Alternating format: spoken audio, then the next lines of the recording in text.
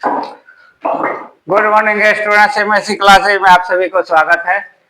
और मैं नीरज सर आपके सामने फिर भारती भवन का 3 का 2 नंबर बहुपद चैप्टर का 1A प्रश्नावली है। 3 का 2 नंबर का 3 का 3 नंबर सवाल। 2 नंबर तो एक्स स्क्वायर माइनस 15 है। ये फर्स्ट जैसे बना है 3 का 1 वाई स्क्वायर माइनस 3, उसी अनुसार बनाना है। इसको मैंने नहीं बनाया है, इसको आप खुद बनाएंगे। और 3 का 3 हम लेकर आए हैं, इसमें 4s स्क्वायर प्लस 8s है, इसलिए s लिखे है कि s का बहुपद है। यहाँ s दिया हुआ है इसलिए s का बहुपद है। अब इसको आगे बना रहे हैं। तो पी एस बराबर 0 है ना, बहुपद का मान शून्य होता है ना। जब शून्य रखेंगे तो यहाँ पी एस का मान क्या है, 4s स्क्वायर प्लस 8s बराबर 0। या 4s कॉमन ले लीजिएगा तो यहाँ बचेगा s और यहाँ का बचेगा 2 बराबर 0। अब यदि 4s इक्वल टू 0 या s बराबर क्या हो जाएगा, या s बराबर 0/4 यानी 0। पुनः यदि s प्लस 2 बराबर 0 या s बराबर -2, अतः शून्य क्या क्या हो गया, अतः शून्य के बराबर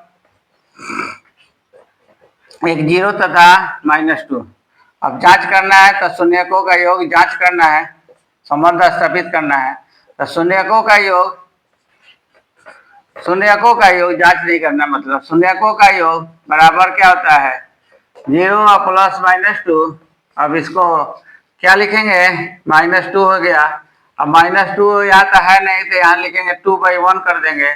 इसको 2 इंटू 4 कर देंगे, यहाँ 1 इंटू 4 कर देंगे, या -8/4 हो गया। अब 8 क्या है, s का गुणांक।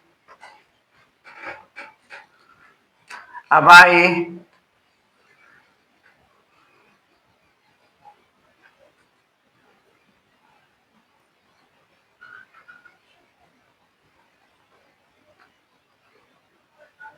s का गुणांक है भाई, s स्क्वायर का गुणांक।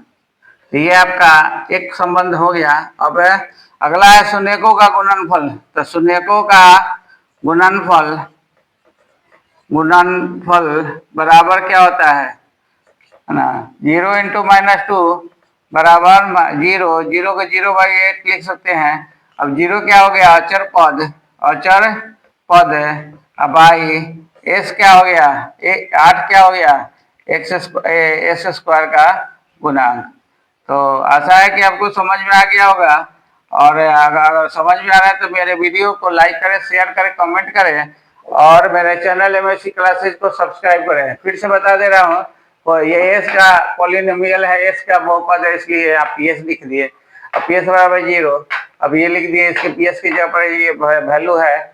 अब दोनों में कॉमन हो गया 4s, तो बचा s प्लस 2। यदि 4s का मान 0 है तो s बराबर 0/4 यानी 0। फिर s प्लस 2 बराबर 0, तो s बराबर प्लस 2 इधर जाएगा तो -2। अतः शून्य के 2 हो गया, एक 0 हो गया, एक -2 हो गया। अब दोनों का योगफल निकालना है, 0 संबंध साबित करना है। तो शून्यकों का योग दोनों को जोड़ेंगे, -2 है, -2/1 लिख दिए। इसमें 4 से गुना कर दिए तो 2 चौका 8, 1 चौका 4 हो गया। अब माइनस की जगह माइनस लिख दिया। 8 क्या है, s का गुणांक है, और ये 4 क्या है, s स्क्वायर का गुणांक है। उसी तरह शून्यकों का गुणनफल 0 गुना -2 यानी 0। 0 को 0/8 लिख सकते हैं। अब 0 में तो अचर पद यहाँ पर कुछ नहीं है, यानी कि 0 है, तो अचर पद 0 हो गया। तो और 8 क्या है, s स्क्वायर का गुणांक। तो आशा है कि आपको समझ में आ गया होगा। धन्यवाद।